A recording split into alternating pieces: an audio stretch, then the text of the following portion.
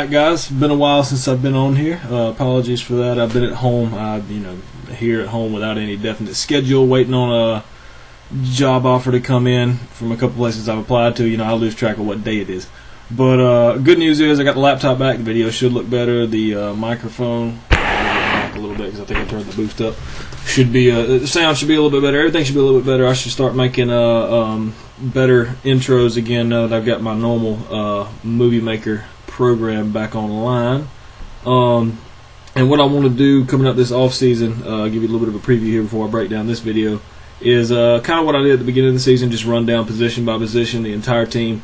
Not necessarily give them a numerical grade or anything, but kind of just talk about it, break it down, address what needs to be done this off season. And then after that, I guess I'll run that up to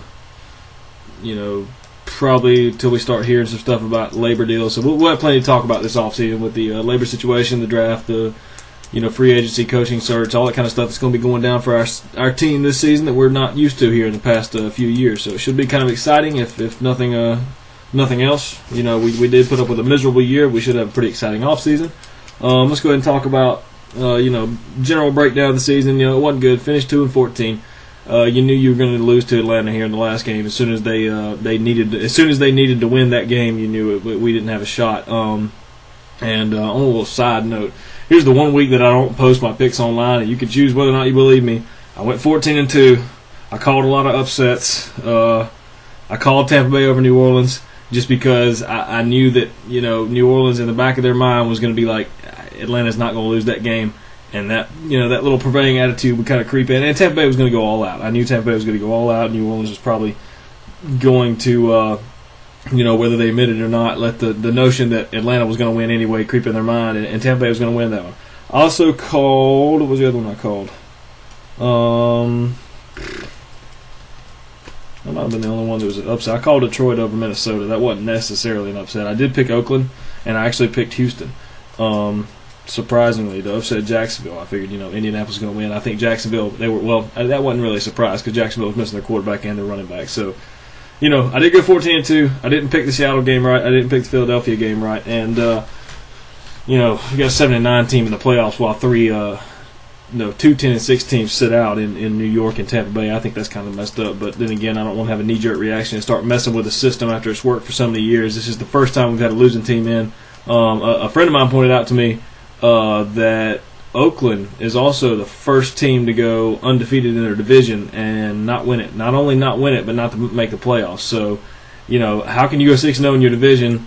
How can the division winner go 2-4 in the division? And like I said, you not win the division at 6-0. I don't know, but first time either one of those things has happened. I don't think we need to change anything unless it becomes a habit. So, should be a pretty interesting playoffs.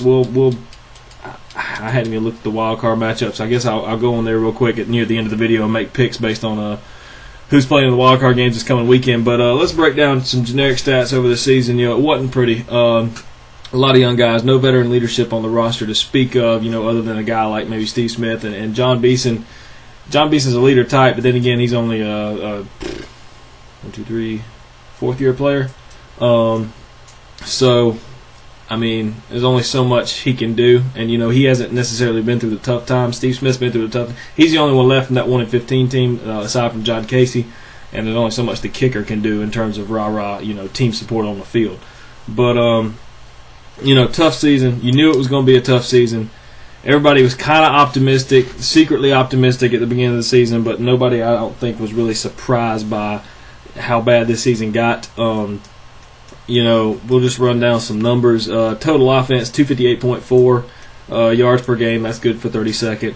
That's 4.3 yards a pop, which sounds okay, but, I think it was something like that's also 32nd in the league. You think 4.3 yards a play, well, you're not doing too bad, but, with the turnovers and the plays that you didn't get and so many 3-and-outs, that's not a big number. The rush offense picked it up here at the beginning of the season. We were sitting right around 100 yards per game for a large part of the season. Got up to 115.4 at the end. That's good for 13th. So it's good that the running game showed some life. Should get even better next year if we manage to keep D'Angelo Williams. I don't know what the deal is going to be with Mike Goodson. I'm not inclined to think he was anything more than a flash in the pan at this point because D'Angelo's done it for 2 years, and Mike Goodson did it for 2 games. So I would want to keep D'Angelo more than I want to keep Goodson at this point. If we can keep all 3 guys, that'd be awesome too. Pass offense, 143.1 yards per game, also good for 32nd in the league, just absolutely abysmal. No quarterback play all season. Receivers finally started to catch on a little bit later on in the season and make some plays, but the quarterback was just whoever was in there was just too inconsistent. Points per game, 12.2. 12.2 points per game. That's 8. That includes 8 times this season. That's half the games that we played in. We scored 10 points or less. That blows my mind. We had 17 touchdowns in 16 games. That's a touchdown and change per game. That's a touchdown and less than 1/10 of a touchdown per game. I mean, you're not going to win like that. You're not going to win like that. You cannot do that. Penalties, 106 penalties, good for 8th most in the league. Also, just killing us. And not only just penalties in general, but penalties at the worst possible times. Anytime we have a good special teams play, anytime we bust a long run, holding, clipping, tripping, take your pick. One of those penalties is going to get called. And you can't do that. Third down percentage, 30% third downs. That's less than a 30 of third downs. The number 1 team in the league, I think, was New England, was converting right at 50% of their third downs. That's a big difference. That was 30th in the league at 30%. And as far as special teams go, 19th in punt return, kick return average. Yeah, decent in kick return game. Horrible in coverage, awful in coverage. Gave up some 2 or 3 touchdowns, and should have had another one if Jason Baker hadn't decided to go Superman on us against Seattle. Just awful special teams coverage, and something you got to look at. Something you got to look at. Maybe putting some veteran guys, some veteran special teams guys that aren't necessarily going to make your starting roster, but putting them on special teams just because they played it for a long time. You need some leadership there too. Guys like a Nick Goings, who we cut 2 years ago, and I never was happy about that. On defense, gave up 335.9 yards a game. That's 18th. The defense was doing pretty good through the first half of the season. Then, the wheels kind of fell off because they were out on the field 70% of the time. You're going to get tired eventually. Pass defense, 212.1. That's 11th in the league. Kind of misleading because our run defense was 123.8, which is 23rd in the league. If you can run, you don't necessarily want to pass. So teams could run on us. They didn't always have to pass. Points per game given up 25.5, also a little bit misleading. That includes the special teams point. Also includes the fact that the offense routinely turned the ball over on its own 20, 30-yard line. Kind of hard to do anything with that. You did good to give up field goals in that situation. Gave up 5.1 yards a play. That's good for 26 in the league. 31 sacks this year. That's 21st in the league. Also, tied with Atlanta. 2 above or 2 under New Orleans. 2 11-win playoff team, at least 11-win playoff teams. So the pass rush, it wasn't necessarily awful. You did get 31 sacks. You remember the Super Bowl year, and we had 40 something, I think, or maybe it was the year before the Super Bowl. Can't remember. We had 40 something. And but Charles Johnson filled in well, I thought, but the pass rush wasn't consistent. Yeah, we got some sacks, but if we weren't getting sacked, we weren't getting anything. We were really getting sacks, or everybody was getting stonewalled at the line. So got to improve that. Got to get some kind of pressure, just consistent pressure. We don't, even if you have 20 sacks, if you're always in the quarterback's face, you're going to do better. You're going to affect his ability to throw, affect his ability to make reads, and affect his decision making. Turnovers. I decided to break this off into its own category because we did pretty good in turnovers as far as forcing them. 17 interceptions forced. That's good for 11th. We forced 14 fumbles and recovered 12 of them. That's good for 16th. But we threw 21 interceptions and lost 16 fumbles.